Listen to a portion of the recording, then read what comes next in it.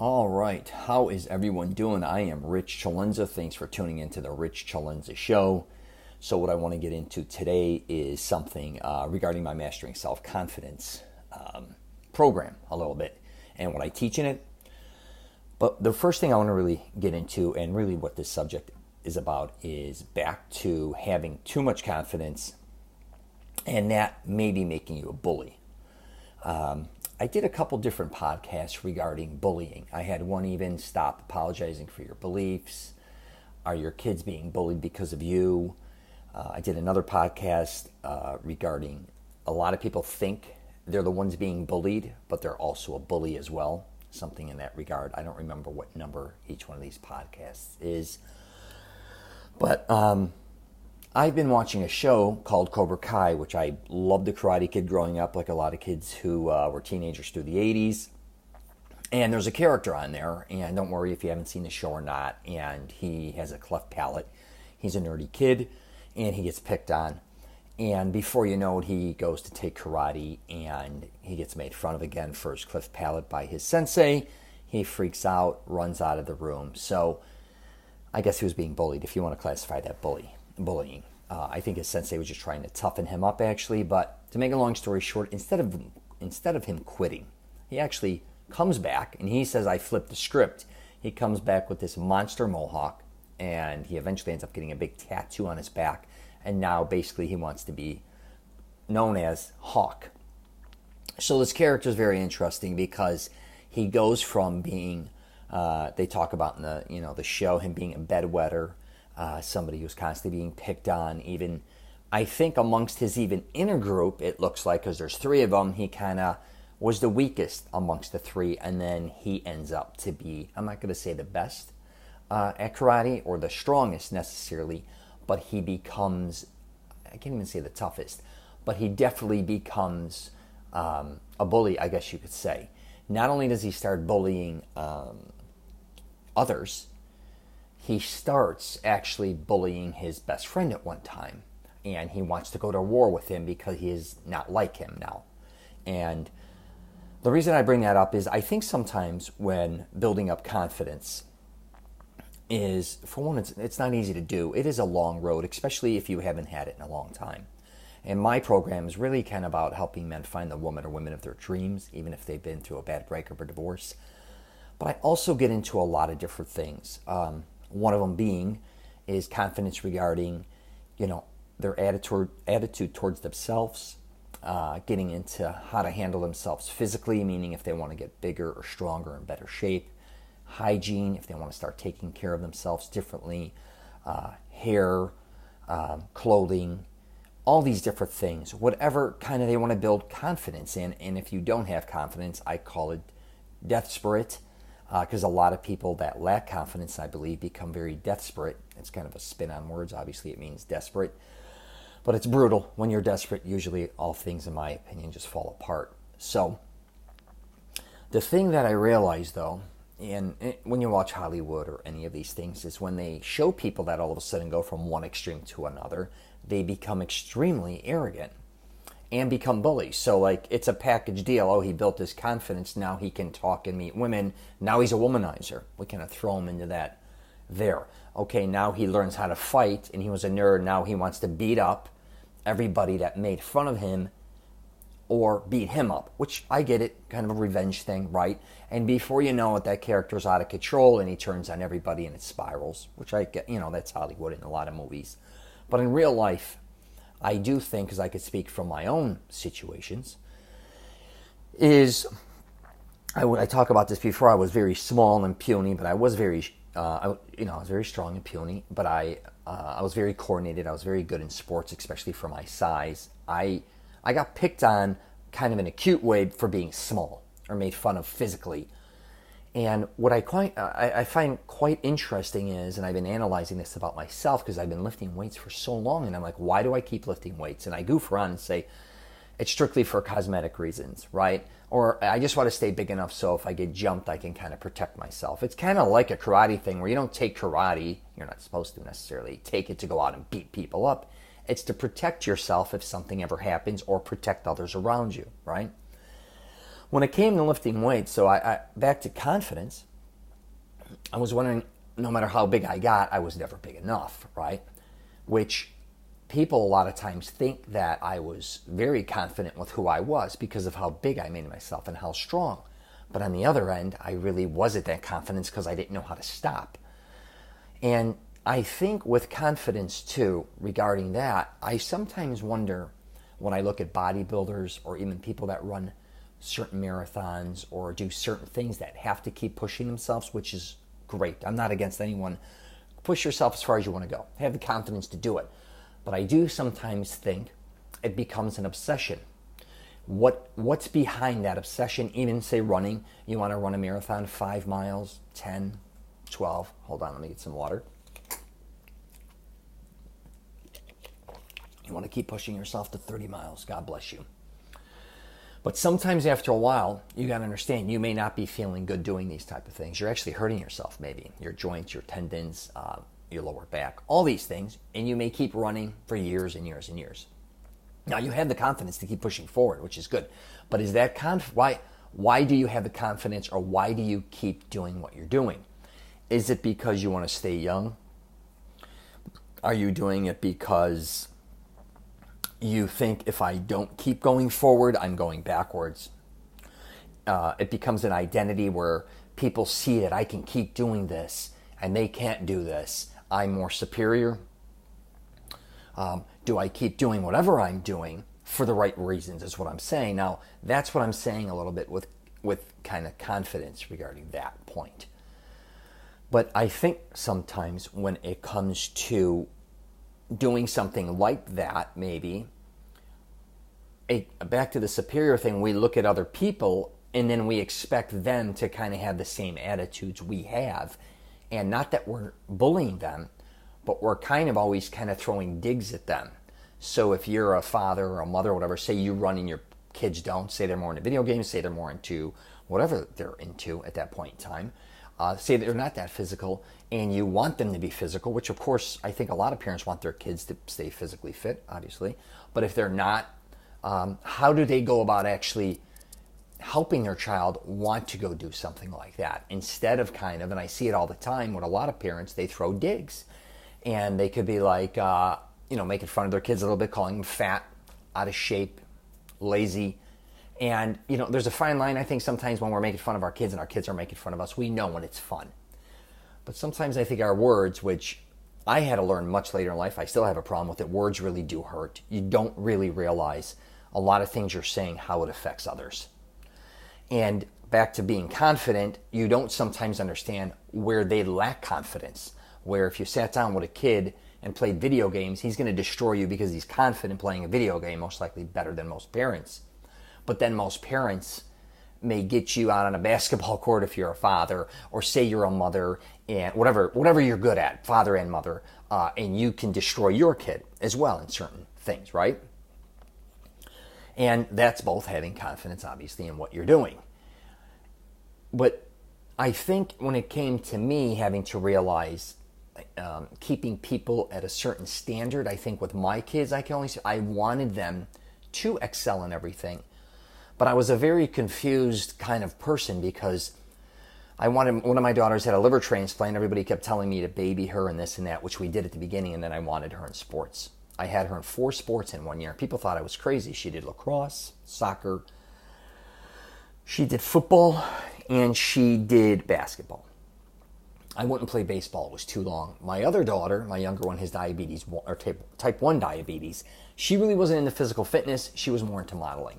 So she wanted to do that, and I wanted to make sure she had the confidence to pull that off. My other daughter, for some reason, excelled towards sports, which I loved because I got that side of it. And the thing was, I was so obsessed with hating to lose. We were actually called, me and my ex-wife, the sore loser family. My production company's called Sore Losers because we hated losing so much. Even when we were younger, going out to go on dates, we'd play air hockey, pool, anything. And we were just competitive junkies. We just wanted to destroy each other. I don't care if we went and played racquetball. It was just a vengeance on one another. We'd get so nuts on the dates. Of course, we would talk to each other, but we got so heated. I remember even one time with an air hockey, it was a very close score, and it got loose, and I threw my puck, and it hit, and it went in, but the puck the handle. I threw it to hit it to go in, and it went in, and it also hit her hand real hard. I think she threw the puck, threw the thing at me.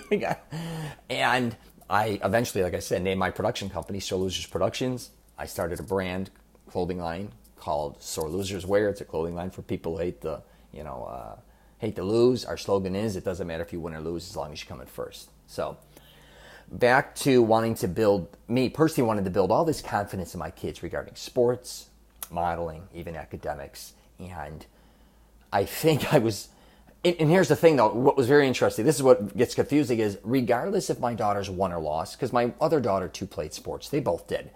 Afterwards, I didn't care if they won or lost. I just wanted them to realize I was so proud of them and I was so happy. So win or lose, I'd always say, let's go celebrate.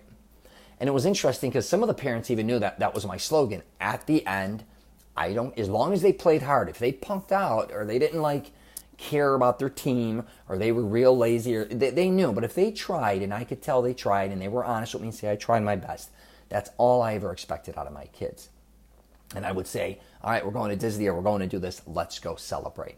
And at the beginning, I remember my kids are like, celebrate. They were sometimes crying if they lost. They were very upset. They started to understand what I think. Me as a father, I wasn't caught up with the winning or losing. I just wanted them to feel good about who they were and their performance. And I wanted them to build confidence in themselves, right?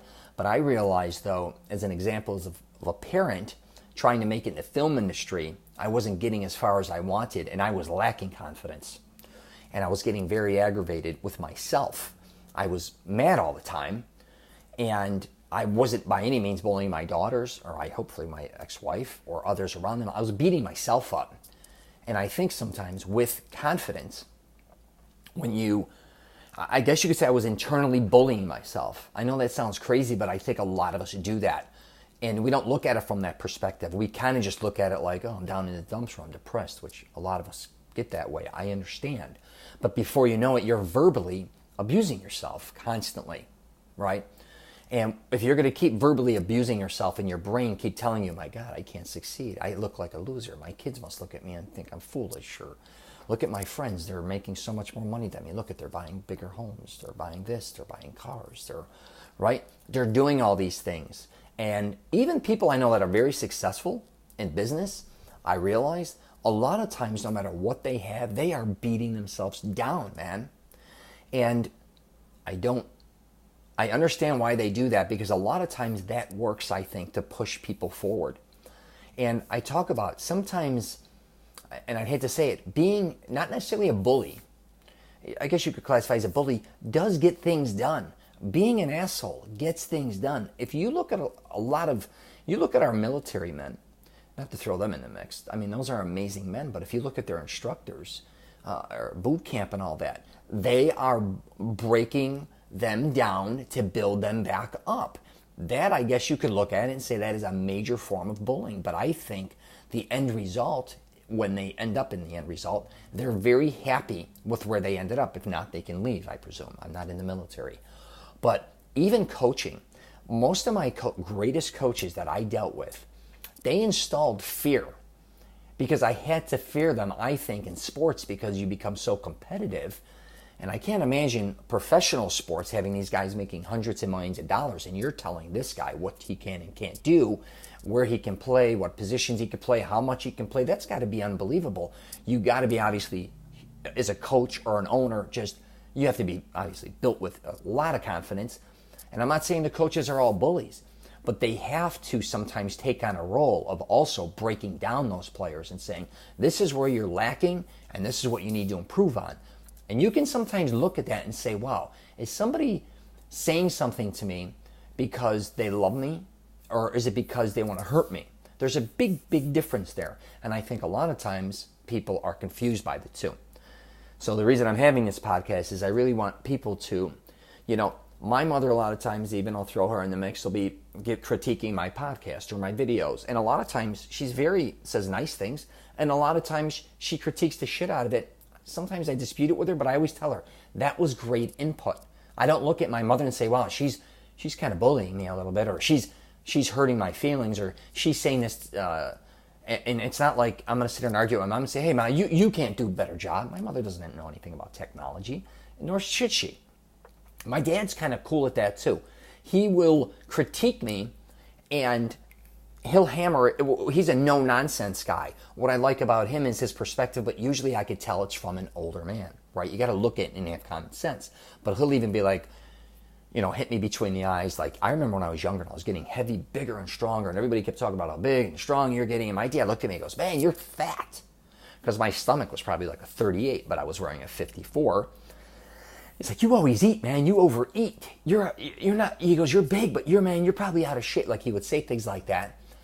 And I would be like, you know what? I'm going to have to get bigger. Instead of saying, you know what? He's probably right. I didn't feel that good. My waist kept getting bigger. I was pretty big as it was, but he's like, how far are you going to stretch your skin? What are you doing to your body? You're, in his mind a little bit, you're deforming it. And he had a lot of points there that now that I look back, they made a lot of sense. I looked at him at that point in time and says, hey, he's making fun of me. Or who the hell is he telling me I'm fat? I'm big, I'm strong, yeah, I'm getting heavier. Who cares? He wishes he could be this strong in my mind. Or he can't lift the weights I lift. He can't do what I do. Anyways, so here's the other thing. I'll get into this too, is you want to be surrounded by people that do have a lot of confidence. Because if you lack confidence, or even if you have confidence, and you're around a lot of people that lack confidence, right? I'd hate to say this. Well, a lot of times they will bring you down. I mean, they become a Debbie Downer because you want to move forward and you want to be confident. You probably want to start making changes. We all are evolving. To evolve to usually what you want to become or what you want to do, you have to have confidence. That's usually how you get to that point. And a lot of times, back to the show Cobra Kai, you could see his friend, who he ends up bullying, he's always on the negative Nancy type thing. He's always like, we're always going to be nerds, we're always going to be this. He doesn't want to learn martial arts really, even though he goes there and he's constantly complaining. It's to be surrounded by those type of people. And again, that doesn't mean you dismiss them. I think what you need to do if you're truly confident is help them. Try to find confidence in themselves. But a lot of times that doesn't work and you have to still move on. That doesn't mean you can't be friends with them. But if you were always with somebody who's always bringing you down, you got to realize it's time to probably separate yourself or be around them less, is what I should say. Now, if they're family members, friends, colleagues, we all got to have patience. And on the other flip side, you got to be around friends, and a lot of friends, I believe, that are a mixture of a lot of different things. You probably, like me, I do have friends that kind of bully others, not physically, but say funny shit, make fun of people, do certain things even online to push buttons. But here's the thing, they're not usually that bad of a person to get that nuts. Even they may have their political views, they're kind of thrown down your throat, or their religious views. They're a good person. But what I do like about those people is a lot of times they will hit you between the eyes. They a lot of times have a very honest approach on what they're saying. And I think the world's become more of a fluff kind of bullshitty thing, or kind of a social media thing where you think you're tough. It's either through a text, an email, Facebook Messenger, or whatever. Everybody's a tough guy on a computer or on their phone, but then face to face, they can't even look you in the eye half the time. But having a mixture of different friends, and again, ones that are very confident, or like I said, I'm not going to classify them as a bully, but somebody kind of who is a know-it-all, those people a lot of times will be calling you out on your bullshit, which I have a lot of family members, cousins, Italian cousins actually, online. They'll make fun of me or bring up things that nobody else I think has the balls to tell me, and I love that about them. They'll make fun of me, do this, do that. Oh my God, this sucked. I can't believe you put up this picture. Why'd you do this? Let me get some water. And it's funny. It's funny. We can't take everything so seriously. So anyways, that's what I wanted to really get into with this regarding confidence and bullying. If you ever took my program, Mastering Self-Confidence, you could check it out online. It's masteringselfconfidence.com, or you can just go to richcelenza.com, my website, and you can kind of navigate through it, or just watch my YouTube videos or my podcast, because all I really want to do is help people build confidence in many different levels of their life, because I didn't even choose that name. My friend who's a doctor, he has a PhD, and he was saying, Rich, he was creating a certain program, and then he said, you should be creating a program. I thought it'd be a good idea for you. And I said, okay. And we were trying to come up with a name for months. And he finally just said, Rich, all you really want to do is help people. And I said, I do. And you really want to help them by building up their confidence. Because everything you kind of preach all the time, they have to have confidence to accomplish that. And I never thought about it from that perspective. Because I always looked at it like, I'm going to show you something. Now I want you, if you want to learn how to work out and get this type of body, or if you want to dress this way, or if you want to build, or if you want to meet women, just do what I say, kind of, I know this works. It was kind of that cut and dry.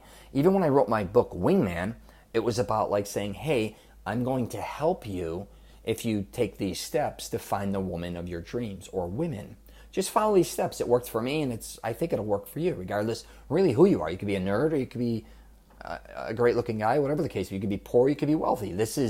I've gone through this. I was born and raised in nightclubs, so I've seen so much. And if you maneuver yourself this way, I think it'll work for you. And when it came to the program, I was just thinking the same way. But he made a great point regarding the confidence thing. When I meet people, a lot of people that I meet, I think, have been beat down. And I'm usually trying, unless it's a friend or we're goofing around, I may say funny stuff about them. But for the most part, if you meet me, I'm looking at you and I really want to pinpoint your strengths. And I really want to say, hey man, if you got a great pair of shoes, or I love what you just said, or I may even disagree with what you say, but I want to be honest with them, and I want them to understand that they can be, really, they can have the confidence to really do and become what they want to become. And I think a lot of times people don't give people that respect. They almost stamp something on them, or they're judging them immediately. And I think we all do that to a certain degree. We're all meeting someone, and obviously we immediately judge them to say, hey, this kid's a nerd. Hey, this guy's a jock. Hey, this guy's a stoner. Hey, this guy, he seems like he's this, or he seems like he's that. And a lot of times that's not the case behind closed doors. I want to give people the benefit of the doubt a lot of times. And that doesn't mean if they're, I don't care if you go to jail necessarily. I don't care if you're a millionaire. I don't care, like if you're homeless. I've become exhausted from judging people.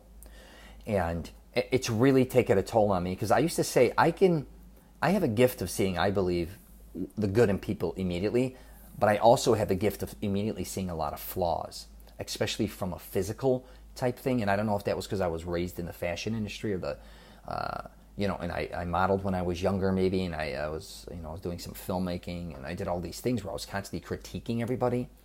And that's what I think I liked about making films, is because I can like make my characters dress a certain way, talk a certain way, behave a certain way. I was in total control of what I wanted to create amongst this world. And I think if you look at it could be George Lucas or whoever. Again, I'm not comparing myself to him, but he creates a world maybe in his mind the way he wants it to be. And I think a lot of directors have that, and I had that. Now I'm kind of more like, I'd rather observe people. And I realize after making a few films, I want, if I write the script or not or whatever, I want them to come to me with the character. I don't want to control them. And I think a lot of times with our friends, family members, colleagues, we want to have a lot more control on them. And if we don't, we kind of want to dismiss them, or we want to be like, hey, why aren't you more like this? Or why aren't you more like that? Why don't you do what we're doing? Why don't you, like they're afraid of somebody else kind of stepping outside the box or not listening to them. So then we in turn start judging them, I think. And I'm not saying we bully them, but as you know, a lot of times the word bullying makes me kind of laugh to a certain degree, but I get the point of it. But so many things can fall under the bully category. I could say one thing right now downstairs to somebody, and they could say, wow, that guy bullied me. I'd be like, what are you talking about? I just said this. I could be like, get to the gym and kick it in the ass, or something stupid like that. And then they could be like, he's calling me fat. He said, get to the gym. I'm like, no, I thought you worked out because you have an Under Armour shirt or whatever. You have a bodybuilding shirt on or something to set it off. Anyone could take things the wrong way. You got to have the confidence too to say, hey, not what everyone says to me affects me. You can't let what people are always doing affect you when it comes to confidence. I teach that in my program, man. If you're allowing what everybody is saying and doing around you to affect you, you're the one who's losing out. No one is carrying all your baggage or bullshit around with them. All right? Remember that. No one knows what you feel like. They're not carrying that. You may resent them or be mad at them. A lot of times they don't even know you're mad at them. Or you may be, who knows what you are feeling at that moment. You're the only one most likely feeling that. Now, if you're a battler at war with a group, or you're in a basketball, football, if you're on a team, it could be a debate team, then you're all competitive. You're all on the same wavelength. But a lot of times, you just got to chill out. Worry about what you want to worry about. But I wouldn't, my friend's been saying this a lot lately as we got older, that some are having anxiety, some of this and that. Their kids are getting older. They're getting ready for college. Their kids are getting ready to get married. Some of my friends are becoming grandparents, and they seem to be neurotics, and I get it. They're nervous. They either got to think they got to pay for weddings or college, all these things. I get it, but you're not going to change that. And you really just got to enjoy it while it lasts. Have the confidence for your kids and if you're married or everybody, to say, hey, we're going to get through this. Freaking out about it is not going to help anyone. I'm just telling you, have the confidence to fight through it. If you got married, raised children, they're healthy, and they're even at the point where they're going to college, you did a great job. Maybe even they're getting married, or maybe you're a grandparent. You did a great job already, I can assure you. So the rest, enjoy it. All right, I'm going to wrap it up there. You get a chance, like I said, you can check out my YouTube too, Rich CELENZA. I'm on Instagram, Facebook, LinkedIn, and Twitter. And my program, if you want to build or help with confidence, or you need help with confidence, it doesn't mainly have to be about meeting women, because I've been meeting a lot of guys and they're married, but they're like, I just went to a huge seminar thing, and then they were like all coming up to me, talking to me. They're like, yeah, I want some help, but I'm married. And I said, I'll help you in any way I can. And most of them want to get to the fitness thing, because I've been putting some fitness stuff up. So my YouTube page has become more fitness orientated, just because I've been visiting a lot of gyms. I'm going to start putting up my workouts next. But I think they get nervous because they think the program is just about meeting women. There's a lot of different things in there. And if you like my program or not, I could care less. I just want to help people become confident in who they are.